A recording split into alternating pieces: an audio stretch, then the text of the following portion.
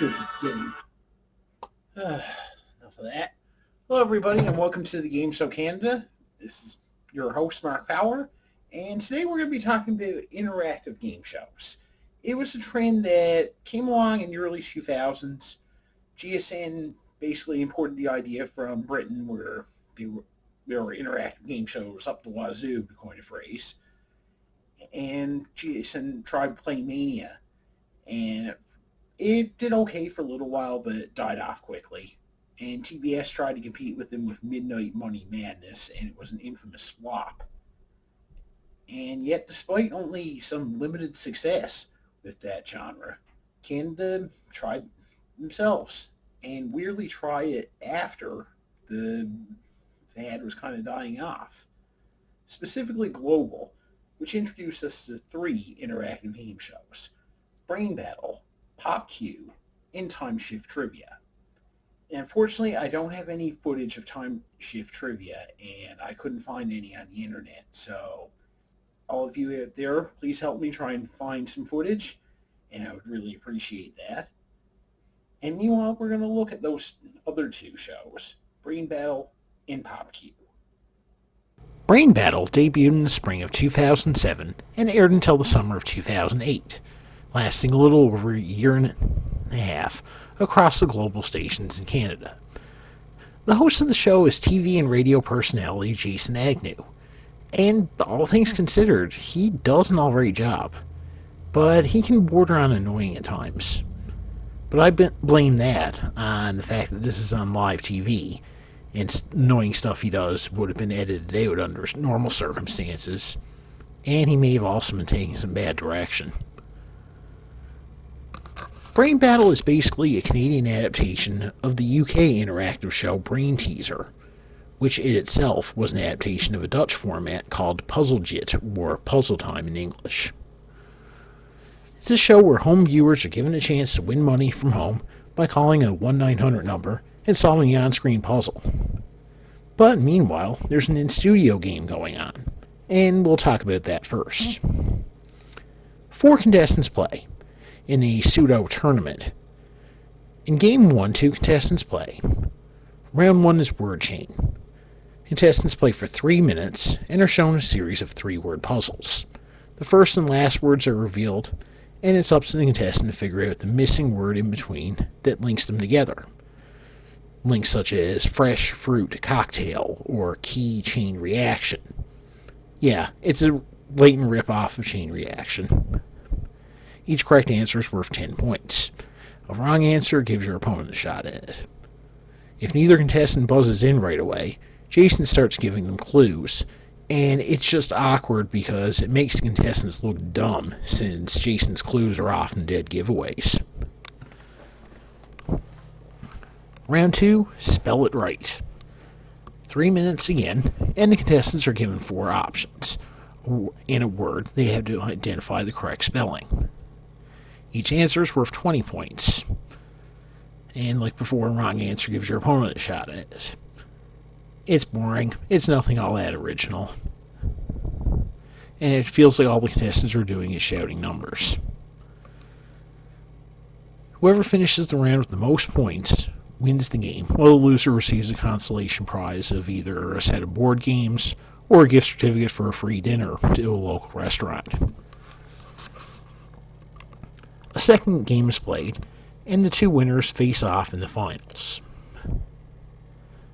Once again, the finals last for 3 minutes. Contestants' scores are reset to 0, and Jason reads a series of true or false questions. Each correct answer is worth 30 points. A wrong answer automatically gives the points to your opponent. Most points after 3 minutes wins and advances to the bonus round. And it is flawed since a wrong answer automatically gives your opponent the points, since theoretically you could just stand there the entire time doing nothing and still win. And I hate when game shows have a rule like that. The bonus game is called Say It Again. Yeah, lame name. Contestant is given a money ladder, which kind of reminds me of Weakest Link. Contestant starts at $100. and every time they give a correct answer to a question, they go up by $100. If they get it wrong, they go back down by $100. The questions, the contestant is simply given a word and has to identify which one of the three choices is the proper synonym. And they have 60 seconds to get as much money as they can. So, since they only have 60 seconds, it's very hard to win the $1,000. And to the best of my knowledge, no one ever did. But hey, the main selling point of the show is supposed to be the interactive game. Now, if you've seen any interactive show like this, you know how it works. Home viewers call a premium rate phone number for a chance to be entered into the pool. Producers randomly select one person who qualified for the pool, call them back, and they appear live in the studio via phone and try to solve the on-screen puzzle. If they do, they then win a chance to play the Jackpot game. For the Jackpot game, the contestant plays with a 24-space board that looks kind of like a scratch-off lottery ticket and chooses three numbers. If the contestant can find all three dollar signs, they win the jackpot, worth $1,000. Otherwise, they get the dollar amounts hidden behind the three numbers, which ranged from $50 to $250, where if they found less than $3 signs, each dollar sign would be worth $50. And Jason will also offer them a sure thing of $250 not to play the game. And obviously, as you can probably tell, I don't have footage of it, but we're not missing much. On a few occasions, the jackpot was bumped up to as high as $13,000 on a Friday the 13th episode, but no one ever won it. And since they hyped that grand prize so much throughout the whole show, it breaks one of the biggest rules of game shows. You don't overhype a grand prize if it's pretty much impossible to win. So weirdly, it was the in-studio game that seemed to feel more tacked on than the audience participation game. So they decided to just drop it and go with just the audience participation, making Brain Battle pretty much a Playmania ripoff. Under the new format, Jason would ask one question for the entire show, and home viewers who were chosen would have a chance to try and guess one of the hidden answers on the board, with dollar values ranging from $50 to $1,000. And we got the usual annoyance of Jason being forced to have to stall by talking and talking and talking, hyping the prize money, talking about the subject matter. They're giving us clues that are making almost blatantly obvious, although he usually gave the lower valued clue away first.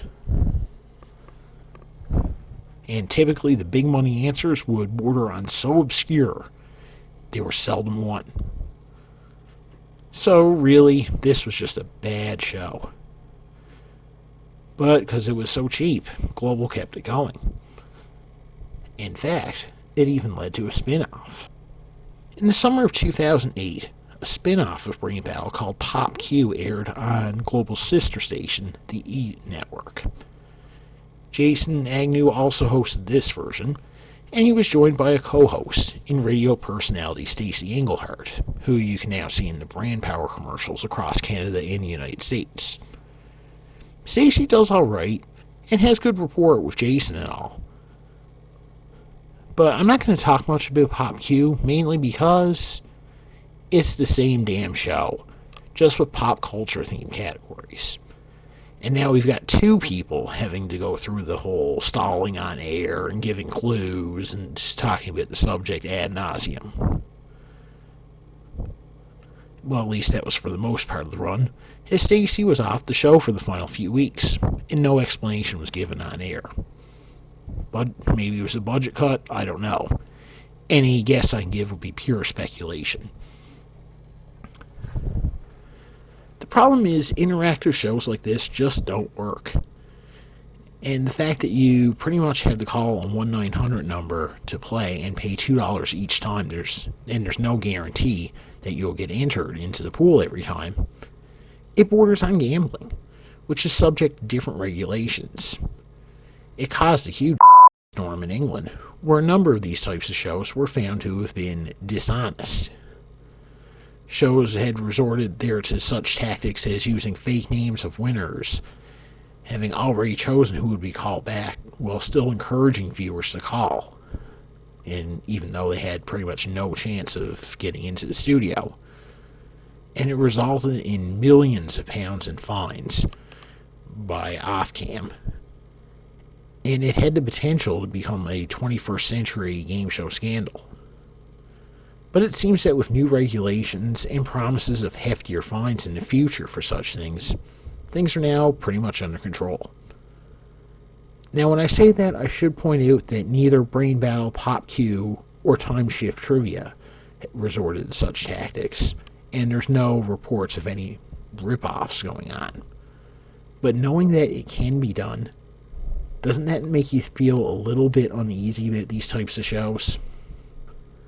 All I can say is the Latin phrase, caveat emptor, let the buyer beware.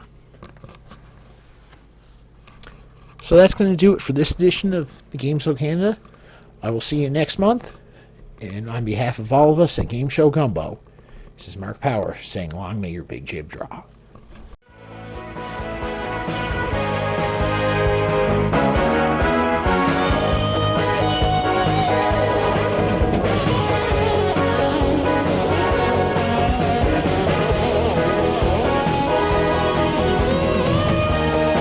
Become a Patreon backer at www.patreon.com/GameShowGumbo or check out our website www.gameshowgumbo.com. This has been an impressive production.